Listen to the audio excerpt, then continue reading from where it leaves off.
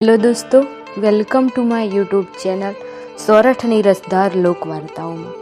મિત્રો, આજે આપણે વાત કરવાના છીએ ગંગા કૂવાની સિકોતર માતાના ઇતિહાસ વિશે। મિત્રો, આજે આપણે ગંગા કૂવાની સિકોતર માના ઇતિહાસ અને તેમના પરચાની વાતો કહેવાય છે કે ઘણા વર્ષ પહેલાંનો ઇતિહાસ છે। ગામમાં માલ અને મસરૂ નામના ડોડિયા સપનાબેન રબારી ભાઈઓ રહેતા હતા। તેના મસરૂની એકની એક દીકરી હતી। તેને ખૂબ જ લાડકોડથી ઉછેરેલી અને મોટી કરી હતી। ધીરે ધીરે દીકરી ઉંમર લાયક થતાં દિલવાડા ગામમાં તેનું સગપણ નક્કી કરે છે। પછી તો દિવસો પસાર થાય છે અને લગ્નનો સમય નક્કી થાય છે અને દિલવાડાથી જાન આવે છે। પછી માલા અને મસૂર રોજ ધૂપ દીપ કરીને સેવા ભક્તિ કરતા અને મસૂરની દીકરીની પણ મારા પર અતૂટ શ્રદ્ધા હતી।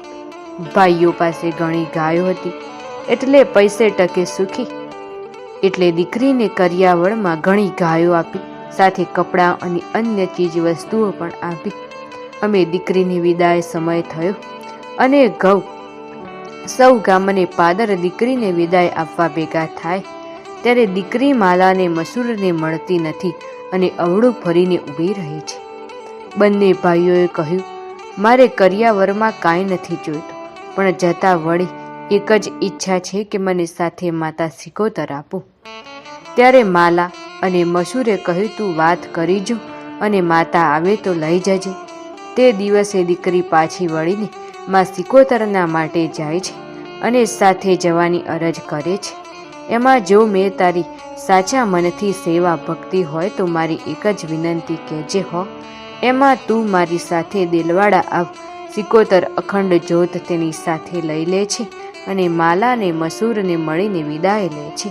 દિલવાડા ગંગા કૂવામાં હાજરા હાજુર બેસે છે માં ગંગા કૂવાની સિકોતર।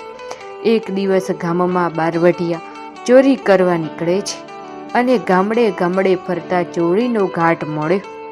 એવામાં એક વન વગડામાં ખુરી દીકરી પર બહારવટિયાઓની નજર પડે છે અને કહે છે, આપણે ઉપડી જઈએ, પછી તેને વેચી રૂપિયા મળશે તે સરખે ભાગે વહેંચી લઈશું। પકડવા જઈશ તો તે રાડો પડશે અને ગામ લોકો ભેગા થઈ જશે। આ વિચાર કરી તેની પાસે જઈને કહે છે કે જરા આવો ને। ત્યાં જ પનીનો હાથ પકડીને ઘોડા પર બેસાડી બંને બહારવટિયાઓ પનીને લઈને ફરતા ફરતા દિલવાડા ગંગા કૂવા પાસે આવ્યા અને પનીને ત્યાં બેસાડીને ગામમાં ચોરી કરવા નીકળે છે।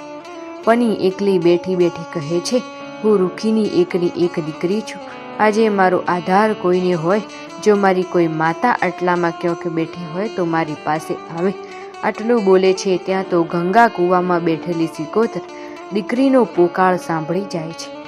હવે મને કંઈક પરચા પૂરવા હશે અને જગતને મહિમા વધારશે, જેથી એક ડોશીમાં સિકોતરનું રૂપ લઈને આવે છે અને પનીને કહે છે, દીકરી તું રડીશ નહીં, શું દુઃખ છે? ત્યારે પની બધી વાત કરે છે। ત્યારે માં કહે છે, એ દીકરી, તું મને નથી ઓળખતી, હું ગંગા કૂવાની સિકોતર માત છું। બહારવટિયાઓ કાલે તમે બજારમાં વેચીને તારા લગ્ન સારી જગ્યાએ કરાવશે, પરંતુ તારે જ્યારે પણ મુશ્કેલી પડે ત્યારે મને યાદ કરજે, તારી વહારે આવીશ। આટલું કહ્યું અને બીજે દિવસે બહારવટિયાઓ પનીને લઈને વડોદરાની બજારમાં 1000 રૂપિયામાં વેચી પનીના લગ્ન સારી જગ્યાએ કરાવે છે। પછી એનું ઘર સંસાર સારી રીતે ચાલે છે અને 2 દીકરીઓ પણ છે અને તે પણ મોટી થવા લાગી। 15 વર્ષ વીત્યા અને પનીની દીકરીઓ મોટી થઈ અને લગ્ન કરવાની વેળા આવી। તે સમયમાં દેરાણી જેઠાણી તેમની દીકરીઓના લગ્ન સાથે કરતા પનીએ કહ્યું, મારે પણ દીકરીઓના લગ્ન કરવાના છે। જેઠાણી બોલ્યા, એ પની, તારું કોઈ ઠેકાણું નથી અને તું બહારવટિયા મૂકી ગયા છે, નથી તારું કોઈ પિયરિયું કે નથી કોઈ ઘર, અને તારું મામેરું ન આવે તો અવસર બગડે। પછી પની રોવા લાગી અને તે જ ઘડીએ તેને ગંગા કૂવાની સિકોતરને યાદ કરી। પછી તો સિકોતર માતાને કંકોત્રી લખી અને બ્રાહ્મણને કહ્યું, માધુને મરે કંકોત્રી આપજો, જો તેના પકડે તો દિલવાડાના ગંગામાં કૂવે કૂમતા આવજો, એને એટલું બોલજે પનીનું મામેરું આવ્યું છે। પછી બ્રાહ્મણ દિલવાડાના ગંગા કુવાએ આવ્યા અને આવીને ત્યાં બોલ્યું, તું ગમે તે હોય પણ તારી માટે કંકોત્રી મોકલી છે અને મામોરી લઈને આવવાનું કહ્યું છે. તે દિવસે સિકોતરે કંકોત્રી લઈ લીધી.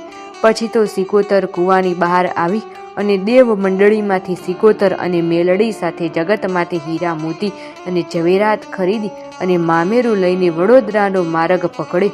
આ બાજુ ગામ મામેરું આવવાનું ચાલુ થઈ ગયું. ગામમાં સૌ ઢોલે રમતા હતા, પણ પનીનું મામેરું હજુ સુધી આવ્યું નહીં.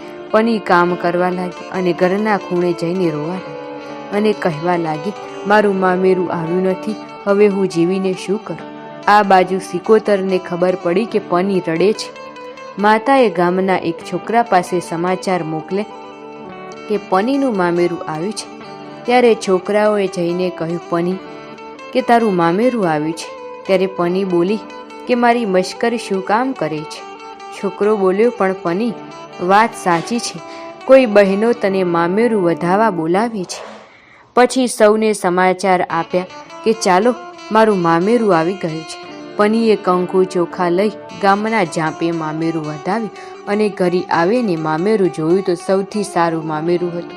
હીરા અને ઝવેરાતનો કોઈ પાર જ નહોતો. ત્યારબાદ તે સમયે બધા વરરાજા ઉતારા અલગ અલગ આપ્યા. તે સમયે મેલડી બોલી, સિકોતર, ધામના દર્શન કરીને આવું. પછી મેલડી બધા વરરાજાને મળતી જાય છે અને લકવા કરતી જાય છે. બધાને આંધળા અને બહેરા કર્યા. આવું કરીને આવી સિકોતર બોલી કે આમ કર્યું, પણ આપણે તો કાલે જતા રહીશું. આ તો તેની દેરાણી જેઠાણી છે, બધા વચ્ચે ઝઘડો થશે. તે દિવસે સિકોતર પાછી વળીને એનો આશીર્વાદ આપ્યા અને ઢોલ વગાડ્યો અને વડોદરાની બજારમાં પનીની સિકોતર નામે પ્રખ્યાત છે. મિત્રો, ગંગા કૂવાની સિકોતરનો વિડીયો પસંદ આવ્યો તો વિડીયોને લાઇક, શેર, કમેન્ટ કરજો અને ચેનલમાં નવા હોય તો ચેનલને સબસ્ક્રાઈબ કરજો. ધન્યવાદ.